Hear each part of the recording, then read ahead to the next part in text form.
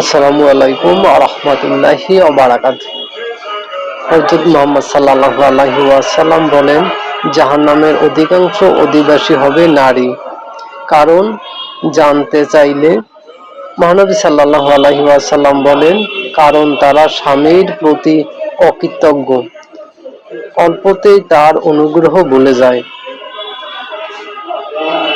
সারা জীবন স্বামী তার যথাযথ খেয়াল রাখার পরও কখনো এর ব্যতিক্রম হয়ে গেলে তারা বলতে শুরু করে, জীবনে কখনো তোমার থেকে ভালো কিছু পাইনি।